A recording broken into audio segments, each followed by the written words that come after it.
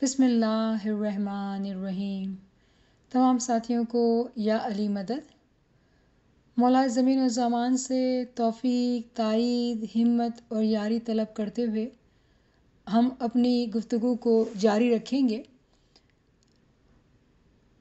पिछले हफ्ते हमने अली अल्लाह के उन्वान से जो बातचीत की थी, उस हवाले से आपने जो सवाल भेजा है वो पार्ट नंबर 113 के हवाले से है, जिसमें सैयद इमाम शाह फरमाते हैं कि ए जी अली अल्लाह जे कोई मानशे तेनू पीर ने नबी मोहम्मद अवतार जे नबी जी नी आल माहे थी उपजशे ते पीर मसले सार। इसका तर्जुमा ये है कि जो अली अल्लाह को कबूल करते हैं वो पीर और नबी के बराबर हो जाते हैं और इन्हें नबी से हैं कहा जा सकता है। तो हमने बात की थी कि हुदूद दीन के अंदर पीर का दर्जा आता है। हुदूद दीन की सीढ़ियाँ जो है, अगर हम इसको नीचे से ऊपर की तरफ जाते हैं तो सबसे पहली सीढ़ी का नाम जो है मुस्तजीब। मुस्तजीब उस मोमिन शख्स को कहा जाता है जो कहता है कि उसको इल्म हासिल करना है, तो उसे मुस्तजीब कहा जाता है। मुस्तजीब के बाद का जो दर्जा है वो माजून का दर्जा है। मुस्तजीब के बाद जो दूसरा दर्जा है वो माजून का दर्जा है। माजून के अंदर भी दो दर्जात हैं। एक होता है माजून महदूद, यानी कि वो मिशनरी जो अंडर ट्रेनिंग है, और एक होता है माजून मुतल्लक, यानी कि वो जो कंप्लीट मिशनरी बन चुका है। माजून के ऊपर का दर्जा जो होता है वो है दाई महदूद, यानी कि वो दाई जो अभी अंडर ट्रेनिंग है, लेकिन वो माजून से ऊंचा है, वो माजून का आसमान है या माजून का वो टीचर है। फिर है दाई मुतल्लक, यानी कि वो दाई जो अपने आप को मुकम्मल ट्रेनिंग कर चुका है, वो एक मुकम्मल दाई है। तो हम यहाँ एक लम्हे को रुकते हैं कि इमाम ने डायमंड जुबली में हम तमाम को दाई बनाया। तो सवाल ये होगा कि हम कौन से दाई हैं, दाई महदूद या दाई मुतल्लक? बहुत ही आजिज़ी के साथ कहना पड़ता है कि शायद दाई महदूद भी कहना मुश्किल होगा, क्योंकि मुस्तजीब उस शख्स को कहा जाता है कि जो इल्म लेने की ख्वाहिश रखता है, इल्म हासिल करने के लिए वक्त की कुर्बानी देता है। तो एक शख्स जो मुस्तजीब भी नहीं है, वो दाई महदूद और दाई मुतल्लक के दर्जे पर उसको आने के लिए मेहनत करनी पड़ेगी, या दूसरे लफ्ज़ों में कहना चाहिए कि वो दाई तो है लेकिन पोटेंशियल है, यानी इमाम की दुआशीस तो उसको मिली हुई है। अगर वो मेहनत करता है तो वो इन रियलिटी, इन एक्चुअलिटी वो दाई बन जाएगा। तो इमाम ने पूरी जमात को दाई का टाइटल दिया हुआ है। तो यहाँ पर पीर सैयद इमाम शाह ये फरमाते हैं कि जो शख्स अली अल्लाह को कबूल करता है वो पीर और नबी के बराबर हो जाता है। तो दाई के बाद का जो दर्जा है वो हुज्जत का है। हुज्जत फ़ारसी ज़बान में पीर को कहते हैं और हमारी इंडो पाकी ज़बान में पीर को कहते हैं। पीर नासिर खुसरो का भी फरमाना है अपनी किताब वजह दीन में कि जो लोग अली अल्लाह को कबूल करते हैं वो दरअसल दाई और उसके ऊपर के दर्जे के मोमिनीन होते हैं। तो यहाँ जो गौर तलब बात है वो ये है कि बहुत ही ज़माने पहले सैयद इमाम शाह ने हमें ये बता दिया था कि जो अली अल्लाह को कबूल करता है वो पीर और नबी के बराबर हो जाता है, यानी कि वो अपने दर्जात को बुलंद कर लेता है। कैसे बुलंद कर लेता है? इसलिए कि वो इल्म हासिल करके इल्म से इल्मुल यकीन के दर्जे पर आकर वो इमाम की शनाख्त कर लेता है कि इमाम ही दरअसल अली अल्लाह है, और फिर वो और दर्जात की सीढ़ियाँ चढ़ता है। तो चूँकि हमने हुदूद दीन की बात शुरू की है तो उसको टर्म्स के तौर पर पूरा कर लेते हैं ताकि हमें एटलीस्ट वोकेबलरी आती हो हुदूद दीन की, और फिर हम कभी इसके डिटेल में भी जा सकते हैं इंशाल्लाह। तो हुज्जत जो कि 6 नंबर पर है, उसके बाद बाप का दर्जा होता है। बाप का लफ्ज़ी माने होते हैं दरवाज़ा। बाप जो होता है वो अमूमन तौर पे इमाम के पहला बच्चा होता है जो बाप का दर्जा रखता है। बाप वो शख्स होता है, वो हुज्जत होता है जो इमाम के तमाम राजों को जानता है, और बाप के ऊपर का दर्जा जो है वो इमाम का है। तो इमाम का जो रैंक है, जो नंबर है, वो 8 नंबर पर है। 9वें नंबर पर अस्सास का दर्जा आता है, 10वें पर नातिक, और इसके बाद यूनिवर्सल सोल यानी नफ्स कुल और अक्ल कुल यूनिवर्सल इंटेलेक्ट का दर्जा आता है। तो ये 12 हुदूद दीन की दर्जात हैं। अलग अलग किताबों में हमारे बुजुर्गवार दीन ने अलग अलग तरीके से हुदूद दीन की काउंटिंग की है, लेकिन ये एक काउंटिंग है जो पीर नासिर खुसरो ने हमें दी है कि पहला दर्जा मुस्तजीब, माजून महदूद, माजून मुतल्लक, दाई महदूद, दाई मुतल्लक, हुज्जत, बाप, इमाम, अस्सास, नातिक, नफ्स कुल और अक्ल कुल। तो आज अगर एक मोमिन अपने इल्म से इमाम को पहचान लेता है तो वो दाई के दर्जे पर तो है ही, और वो अगर इल्म को हासिल करता है, इबादत में बाकायदगी रखता है, तो दर्जा फिर पीर का कुछ दूर नहीं है। तो जो चीज़ हमें गिनान में पीर यहाँ समझा रहे हैं वो दरअसल पीर नासिर खुसरो ने हमें अपनी किताब वजह दीन में आज से 1000 साल पहले बता दी। तो इस बात को दोबारा यहाँ करने का मकसद आपके सवाल से ताल्लुक़ था इसका कि आपने हुदूद दीन की बात की, और यहाँ पे ये वाली बात कि एक मोमिन कैसे पीर का दर्जे के बराबर या नबी के दर्जे के बराबर हो जाता है। तो ये ज़ाहिर में ऐसा नहीं है कि कोई पीर बन जाता है या कोई नबी बन जाता है, ऐसी बात नहीं है, लेकिन रूहानियत में, बातिन में वो अपने आप को, अपने दर्जात को बहुत बुलंद कर लेते हैं, और इस वजह से जो है ये खुश आइन बात उनके लिए मुमकिन हो जाती है कि वो बातिन में तो वो दर्जा पाते हैं और अपनी मेहनत से वो ज़ाहिर में भी दर्जा पा सकते हैं। और इसकी बहुत अच्छी मिसाल हमारे पास पीर सब्ज़ अली की है कि उन्होंने इतनी खिदमत की ड्यूरिंग हिज लाइफ टाइम। उनके पास कोई रैंक नहीं था, वो इमाम के खादिम थे, इमाम के हुक्म के ग़ुलाम थे, इमाम जो हुक्म फरमाते थे वो बजा लाते थे।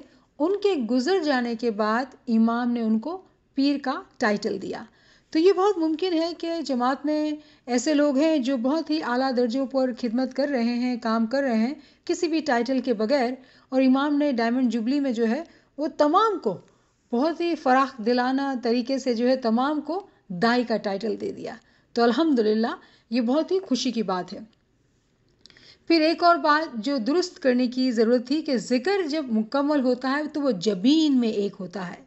जब जबीन में एक होता है तो वो अपने आप को इमाम के अंदर ज़िंदा पाता है। जब ज़िक्र एक हो जाता है जबीन के अंदर, उसकी तीसरी आँख जो है वो खुल जाती है, यानी कि वो इमाम में जब फ़ना हो जाता है तो वो अपनी ज़िंदगी में ही इमाम के साथ एक हो जाता है। तो ये तो आपके सवालों के हवाले से कुछ क्लैरिफिकेशन थी। अब हम आगे चलते हैं। तो हमारे पिछले लेक्चर से ये बात ज़ाहिर हो गई कि भाई हमें इमाम ने भी, हमारे पीरों ने भी अली अल्लाह की तालीम दी है, लेकिन समहाउ हम इन तालीम को जो है वो कंटिन्यू नहीं कर पाए हैं। हम इसी मौजू पर बात रखते हुए, इस बात को जारी रखते हुए, इमाम आका सुल्तान मोहम्मद शाह हमारी जाने इमाम से फ़िदा हों, सलवात पढ़िए अल्लाहुम्मा सल्ली अला मोहम्मद व आल मोहम्मद। मौला फरमाते हैं, कोई તમને પૂછે કે તમે કોણ છો ત્યારે તમે કહેશો કે મારા બાપનો દીકરો, બલકે તમારી થોડીક પેઢી સુધી જવાબ આપી શકશો। જરા વધારે અક્કલવાળો હશે તે આદમ સુધી પહોંચશે, પછી ખલાસ। તમે વિચાર કરો કે આદમ ક્યાંથી આવ્યો હતો, આદમને કોણે મોકલ્યો? જે ઇન્સાન સૂફી હશે તે આ ખ્યાલને पकड़ी लेशे। तो उर्दू में जो है इसका तर्जुमा कुछ इस मुताबिक है कि इमाम फरमाते हैं कि अगर कोई तुमसे पूछे कि तुम कौन हो तो तुम जवाब दोगे कि अपने बाप का बेटा। शायद अपनी चंद पुश्तों तक जवाब दे पाओगे। जो ज़्यादा अक्लमंद होगा वो आदम तक पहुँचेगा और फिर रुक जाएगा। इमाम फौरी तौर पर इससे आगे सोचने की ताकीद करते हुए फरमाते हैं कि गौर करो कि आदम कहाँ से आया था, आदम को किसने भेजा था। जो इंसान सूफी होगा वो इन सवालों पर खूब गौर करेगा और ये फरमान जो है इमाम ने दारुस सलाम 29 सितंबर 1899 को फरमाया। यानी कि गौर करो कि आदम कहाँ से आया, आदम को किसने भेजा था। जो इंसान सूफी होगा, तो सवाल ये होता है कि कौन सूफी होता है। सूफी वो होता है जो तरीकत के रास्ते पे होता है, यानी कि शरीयत जो हम दुआ पढ़ते हैं, भाई हमें दुआ पढ़नी है, जो भी रिचुअल्स हैं जो हमें अदा करने हैं जमात खाने में, उसका बातिन क्या है, उसके आगे और क्या है। यानी एक है हमारा ज़ाहिर जो हमारी शरीयत है, फिर उस शरीयत के कुछ तरीक़ेकार है कि हमको दुआ इस तरह से पढ़नी है, 6 पाठ पढ़ने हैं, ये बैठना है, उठना है, ये उसका तरीका है। तो एक जो सूफ़ी होता है वो शरीयत में अटका हुआ नहीं होता है, वो तरीक़त में होता है। लेकिन इस्माइली मज़हब जो है वो तरीक़त से हकीकत की तरफ है।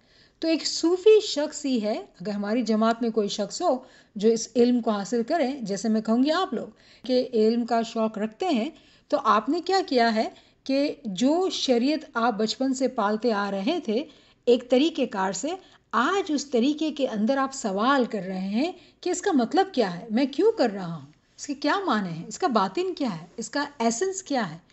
तो ये मिसाल हुई उस शख्स की जो कि सूफ़ी है, जो अपने आप को शरीयत से तरीक़त की तरफ लाता है और तरीक़त से फिर और आगे ले जाने की कोशिश करता है।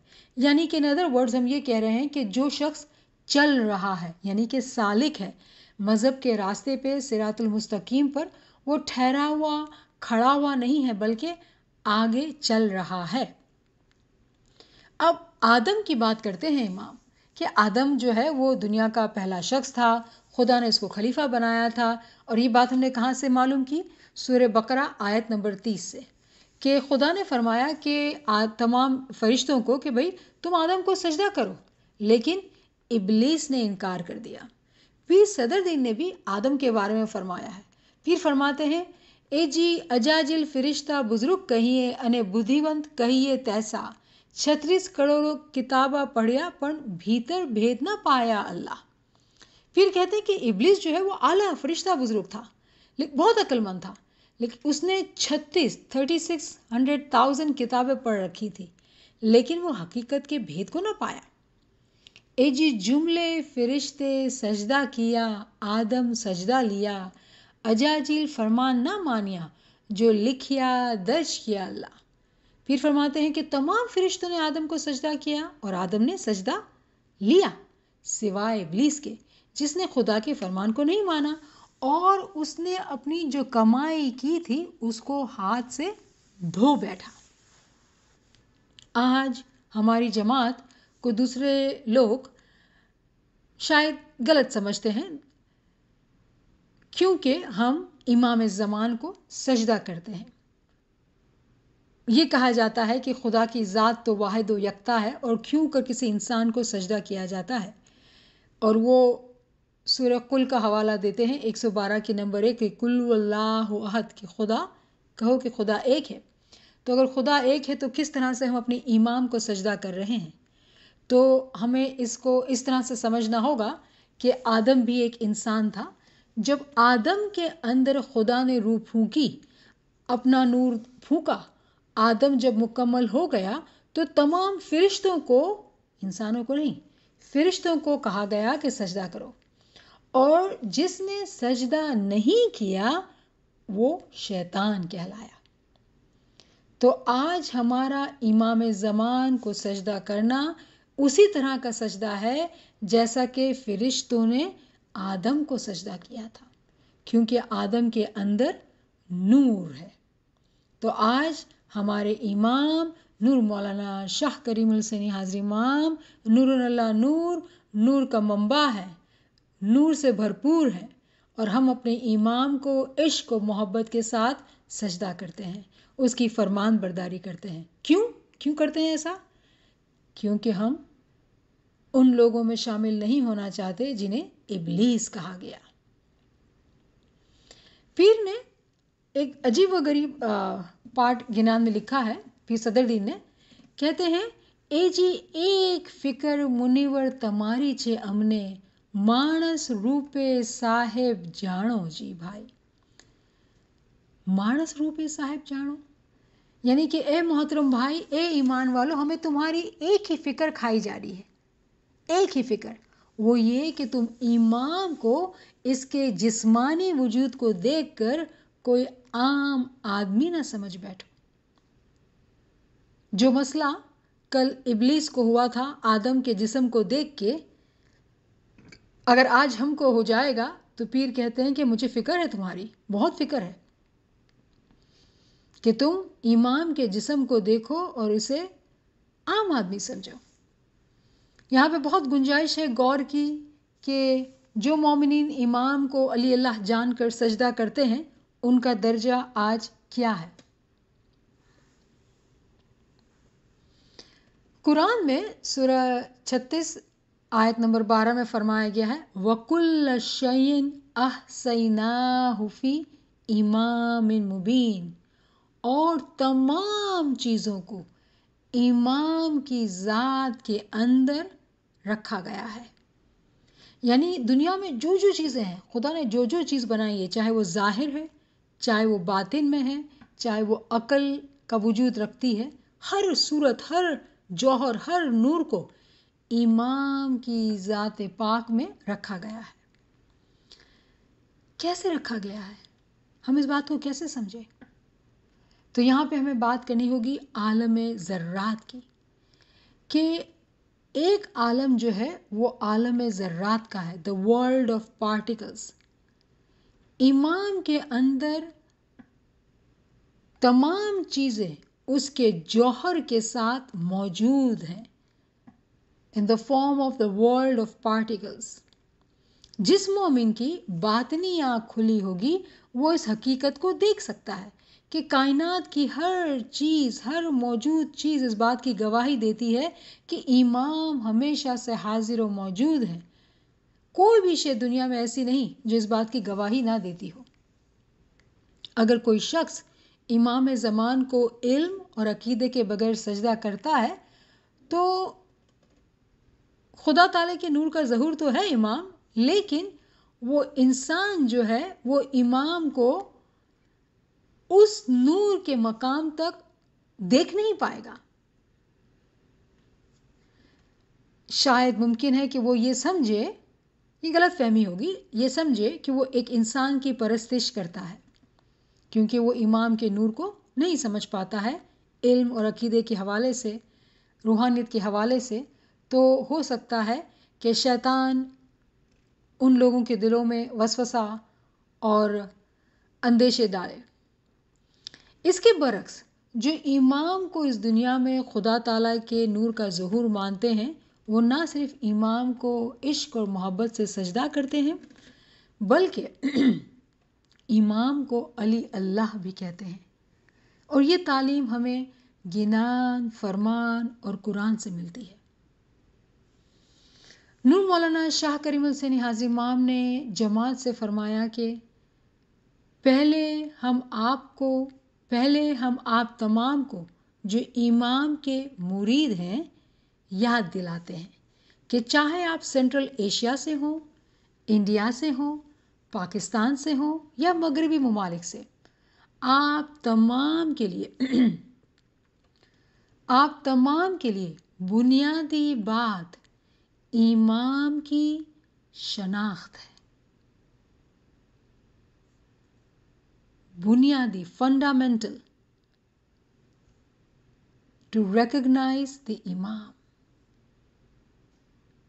ماسکو، رشیا، 29 جنوری 1995۔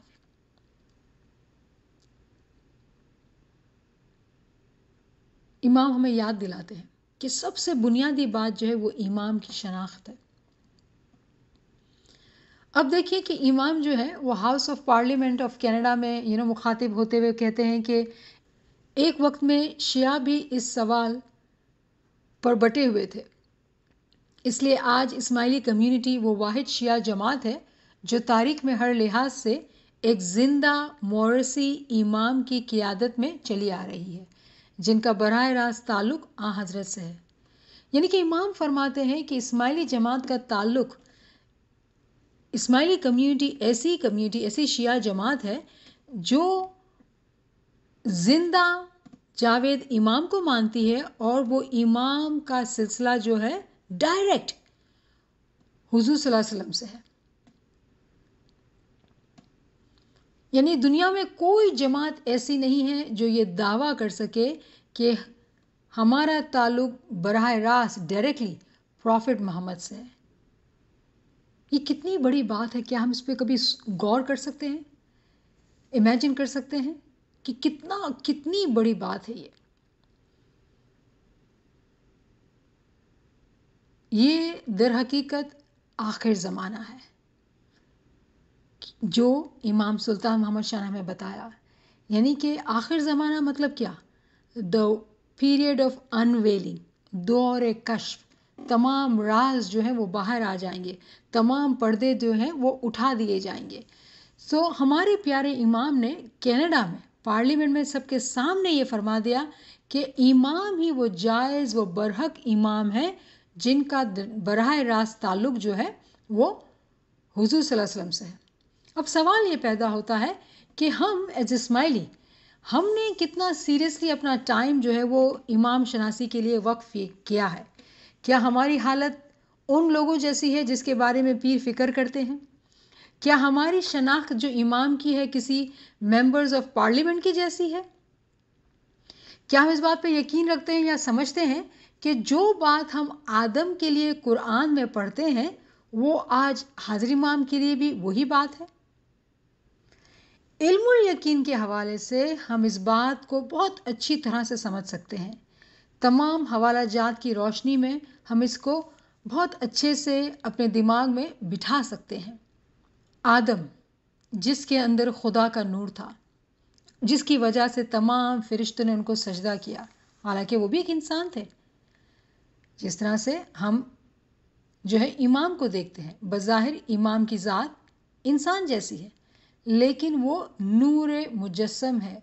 इस नूरे मुजस्सम को मानते हुए तमाम इस्माइली इमाम को सजदा करते हैं, किसी भी हिचकिचाहट के बगैर अली अल्लाह कहते हैं कि हमारा मौला दीन दुनिया का मालिक है, खुदाविंद है, अली अल्लाह है। इसके अंदर तमाम नूर जो है खुदा का समोया हुआ है। हाज़िर इमाम ने अफ्रीका में मोम्बासा कीनिया अगस्त 15, 1957 में जब उन्होंने पहला दौरा किया था अफ्रीका का, इमाम ने फरमाया, सलवात पढ़ी, अल्लाहुम्मा सल्ली अला मुहम्मदिन व आले मोहम्मद, हम तुम्हारे रूबरू फरमा रहे हैं, इसी के साथ तुम्हारे गुज़िश्ता इमाम की यादों को खिराज अकीदत पेश कर रहे हैं। जब हम इन्हें याद करते हैं तब उनकी बहुत सारी यादें हमारे ख़याल में आती हैं।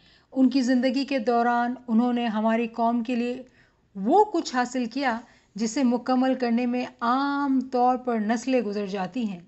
दुनिया ने इन्हें जो खिराज अकीदत पेश की है वो उनकी आला ज़िंदगी और काम की सही तस्दीक करती है।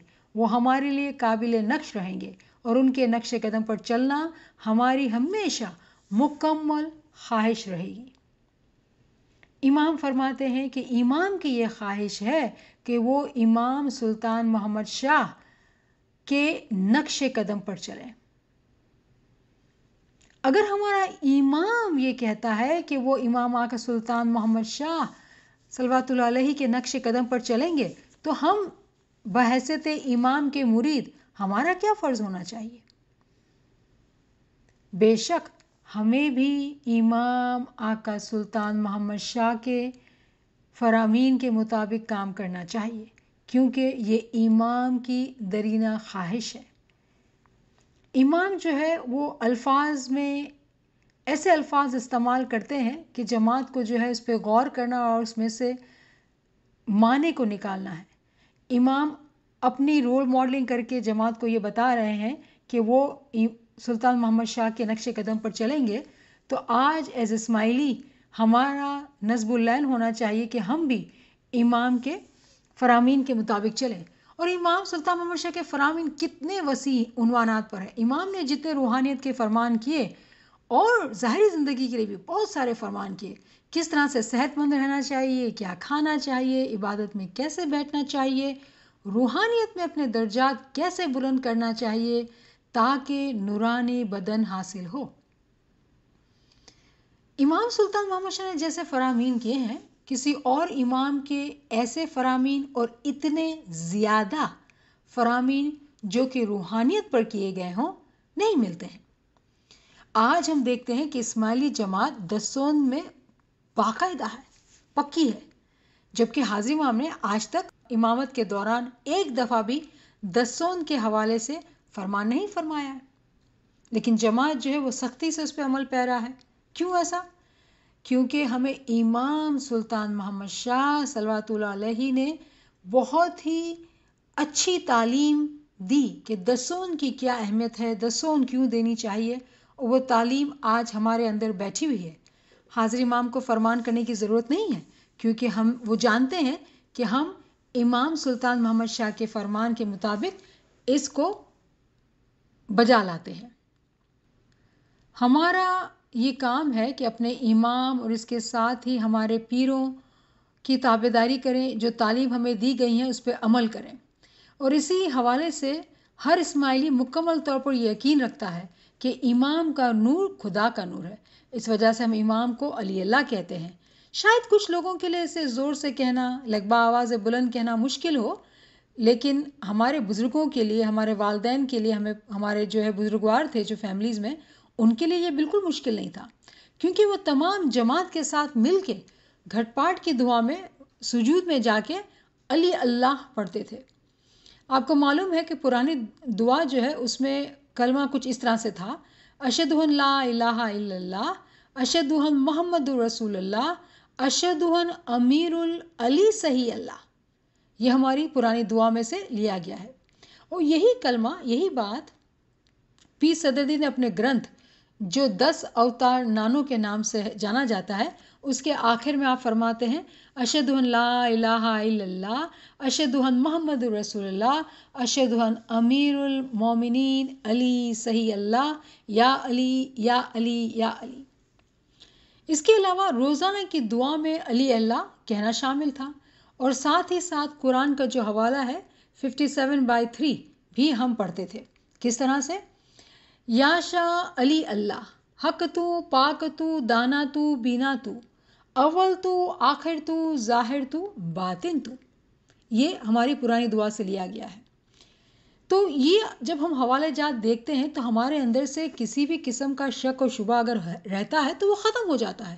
ایک حقیقی مومن جو ہے وہ اس بات کو سمجھ لے گا کہ ان حوالہ جات کی روشنی میں کہ ہمارے پیر، ہمارے امام ہمیں کیا تعلیم دے رہے ہیں، ہم سے کیا امیدیں رکھتے ہیں، امام کی فرمان برداری کا مطلب کیا ہے۔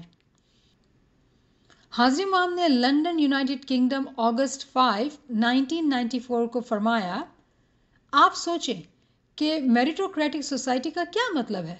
یہ ہماری روایت کی غیر معمولی خاصیت ہے کہ ہم اپنے آپ کو اپنے مستقبل کے لیے تیار کریں، ہم کہیں سے بھی تعلیم حاصل کریں، اور ہم ہمیشہ اپنے طریقے کے بنیادی احاطے میں رہیں گے، جو کہ انسانی عقل کی ترقی ہے۔ اسی لیے آنے والے سالوں میں ہمیں مستحکم، وفادار اور متحدہ ہو کر اپنے عقیدے پر عمل کرنا ہے۔ یہ ایک عقیدہ ہے، یہ ضروری ہے کہ ہمارا عقیدہ اٹل ہو، نہ کہ عقیدہ ہماری سہولت کے لیے ہو، جیسا کہ کچھ اور عقائد میں ایسا ہوا ہے۔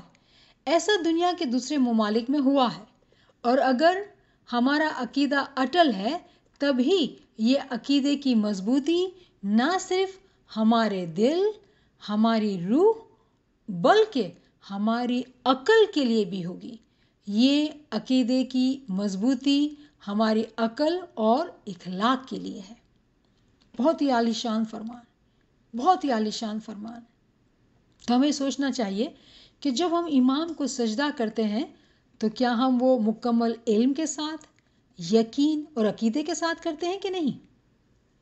ہم اپنے عقیدے کو، اپنے طریقے کو، اپنے مذہب کو کنوینئنس کے بیس پہ یا کنوکشن کے بیس پہ پالتے ہیں؟ کیا ہم نے اپنے طریقے کو انٹلیکٹ پر بیس کرتے ہوئے اس کو سمجھا ہے یا نہیں؟ یہ تمام سوالات ایسے ہیں جس پہ غور کرنے کی سخت ضرورت ہے، تاکہ ہم اپنے گریبان میں جھانک کر اپنے آپ کو ٹٹول سکیں، اور جہاں جہاں ہمیں ایسی باتیں نظر آتی ہیں جہاں کچھ کمی ہے، کچھ وسوسہ ہے، تو اس کو علم و یقین کے ذریعے سے اس کو ٹھیک کر لیں۔ وسوسہ اس وقت آتا ہے جہاں شک ہوتا ہے، جہاں تاریکی ہوتی ہے۔ علم سے روشنی آتی ہے، علم سے یقین آتا ہے، تو وسوسے جو کہ بیماری ہے، وسوسہ جو کہ بیماری ہے، اس کا علاج علم ہے۔ بحیثیت اسماعیلی ہمیں اپنے امام کے فرامین پر کنوکشن کے ساتھ عمل کرنا ہے، نہ کہ کنویننس کے ساتھ۔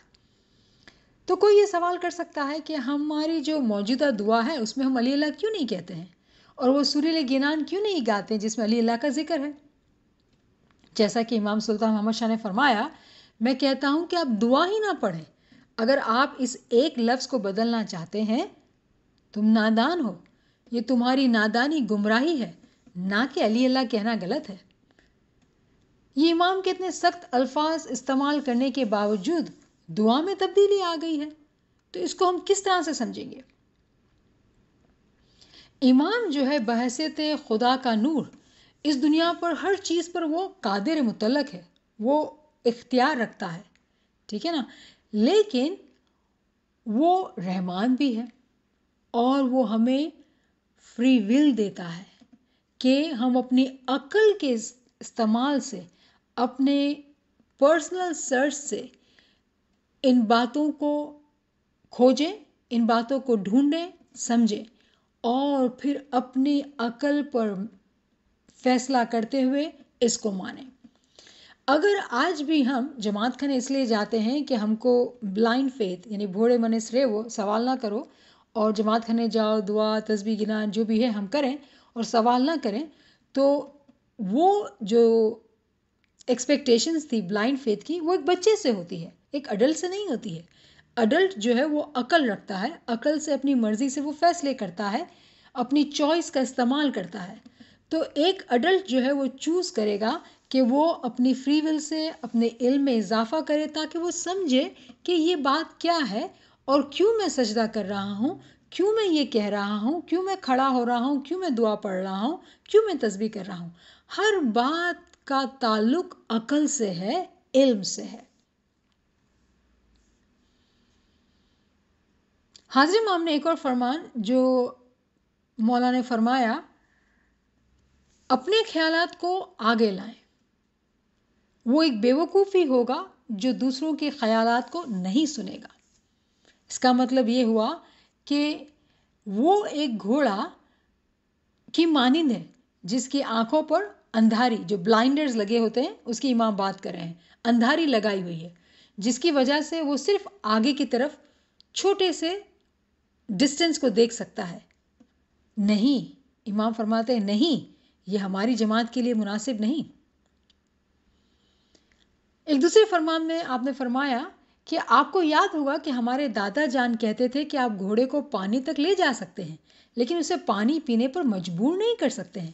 اس کا مطلب یہ ہے کہ آپ کو علم مہیا ہو سکتا ہے، ٹھیک ہے نا، علم مہیا ہو سکتا ہے، تعلیم مہیا کر سکتے ہیں، رہنمائی کی جا سکتی ہے، لیکن اگر کوئی اپنی مرضی سے اس تعلیم کو، اس رہنمائی کو حاصل نہ کرنا چاہے، تب اسے ایسا کرنے پر کوئی پریشر نہیں کر سکتا ہے اس کو، یہ اس کی مرضی ہے، یہ اس کی فری ول ہے۔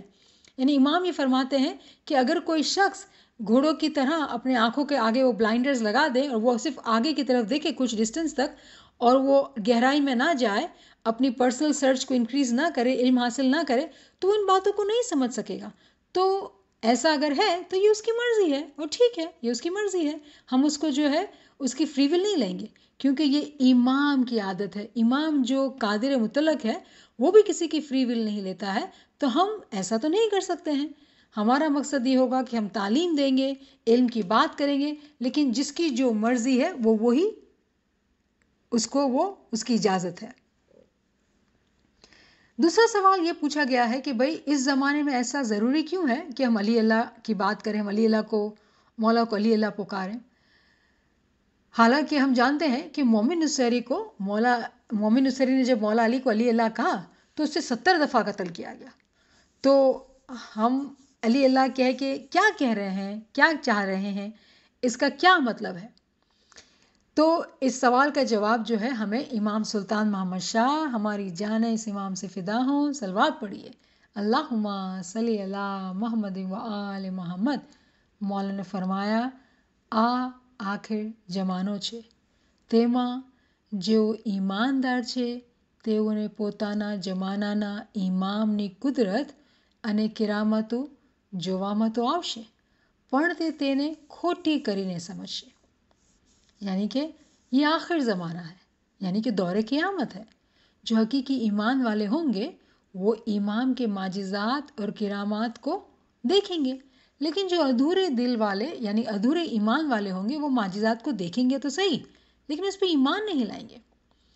آپ کو معلوم ہے کہ حضور صلی اللہ علیہ وسلم کا جو دور تھا وہ دور 70 کہلاتا تھا، یعنی کہ وہ دور جو حجاب میں ہے، جو پردے کے پیچھے ہیں، جس میں باتیں چھپی ہوئی ہیں، باطن میں ہیں. آج کا دور امام سلطان محمد شاہ جب تخت نشین ہوئے، امام نے فرمایا کہ یہ دور آخر ہے. دور آخر مطلب وہ دور جو ظہورات کا دور ہے، جو قیامت کا دور ہے، جب تمام پردے ہٹ جانے ہیں. اور یہ بات امام نے 1885 میں فرمائی، رائٹ، یعنی کہ 1885 میں امام نے ہم کو اس کی اطلاع دی کہ یہ زمانہ قیامت ہے. مومن نصیری نے جو جسارت کی اس زمانے میں، شریعت کے زمانے میں، تو اس نے جو ہے مولا علی کی حقیقت کو فاش کر دیا. اور اس زمانے کے حساب سے مومن نصیری جو ہے وہ وقت سے قبل ایک راز کو فاش کر رہا تھا، تو مولا علی نے اس کی قربانی لی. لیکن آج کے زمانے میں یہ بات ایسی ہے کہ ہم قیامت کے دور میں بیٹھے ہیں، دور کشف میں بیٹھے ہیں، اور یہ ظہورات کا زمانہ ہے، پردوں کو ہٹانے کا زمانہ ہے، حقیقت کو ماننے کا زمانہ ہے. آپ کو معلوم ہے آج صلی اللہ علیہ وسلم کے زمانے سے تقریباً 300 سال پہلے ایک فارسی صوفی گزرا جس کو ہم جانتے ہیں فرمان کی روشنی میں، اس کا نام منصور الحلاج. وہ بہت اچھا پین مین تھا، صوفیوں کا استاد تھا. اس نے دعویٰ کیا تھا کہ وہ حق ہے، وہ خدا ہے، وہ ٹروتھ ہے. اسے بھی قتل کر دیا گیا. حضور صلی اللہ علیہ وسلم کے 300 سال بعد وہ بندہ آیا تھا. ہمیں یہ بات یاد رکھنی ہوگی کہ امام سلطان محمد شاہ نے فرمایا کہ صوفی مذہب جی چھے طریقت چھے پچھی حقیقت میں پہنچو. منصور الحلاج جو کہ صوفی تھا، اس نے شریعت طریقت کو فالو کرتے ہوئے وہ حقیقت تک، یہاں تک کہ وہ معرفت تک پہنچ گیا اور اس نے حق کو پہچان لیا تھا. تو پھر ایک بار پھر امام نے جو فرمایا کہ صوفی مذہب اے طریقت چھے پچھی حقیقت میں پہنچو، તમે આહિસ્તા આહિસ્તા ઉડવા લાગશો, એલમવાળો રૂ પગથિયો ઊંચે ચડશે. તે એક દાદર પૂરો કરી બીજા દાદર પર ચડી શકશે. صوفی مذہب طریقت ہے، پھر حقیقت میں پہنچیں گے، پھر آہستہ آہستہ اڑنے لگیں گے. کون اڑنے لگے گا؟ جس کے پاس حقیقی علم ہے وہ ایک درجے کو مکمل کر کے دوسرے درجے پر پہنچے گا.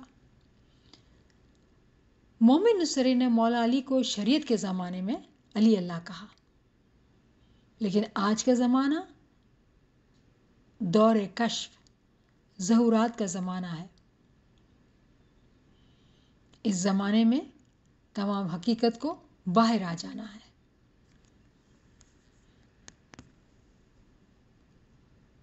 انشاءاللہ تعالیٰ اس بات پر ہم اور غور کریں گے. آج ہم یہاں روکتے ہیں. برائے مہربانی جو بھی سوالات ہیں ضرور کریں. چلیے ہم آپ مل کے کچھ دعائیں کرتے ہیں کہ یا مولا، یا حاضر امام، یا مشکل کشا مہربان مولا، ہم تمام کے علم میں خوب اضافہ کر. یا مولا ہمیں تیری معرفت علم کے تینوں درجات پر عنایت کر. مولا ہمیں پناہ دے، شک و شبہات سے دور کر، وسوسوں سے دور کر. مولا خوف بیجا اور غلط نظریات، غلط کانسیپٹ سے ہمیں پناہ دے. مولا باپا یا مولا تمہیں صراط مستقیم پہ ہمارے سفر کو تو بہت ہی تیز کر دے. مولا کہ ہم رات چگنی دن دگنی رفتار کے ساتھ مولا تیرے طرف آ جائیں اور تیرے میں ایک ہو جائیں. مولا تیرا دیدار کو پائیں مولا. یا مولا مہربان، تو رحمان، تو رحیم، تو دستگیر مولا، ہمارے دلوں کی خواہشات کو تو جانتا ہے مولا. یا مولا مہربان. چلیے ایک گنان کا پارٹ سے ہم اس کلاس کو ختم کرتے ہیں. تمکو سدھارے سو دینا بہت جہوارے پیا. تمکو سدھارے سو دینا بہت جہوارے پیا. میں دیکھوں تمہاری واٹرے مہربان میرے صاحب میرے دیاونت میرے. یاشا تجھوینا سو دن جاوے وہ کیسا پیا جی. شکر للہ والحمد للہ، شکر للہ والحمد للہ. یا علی مدد.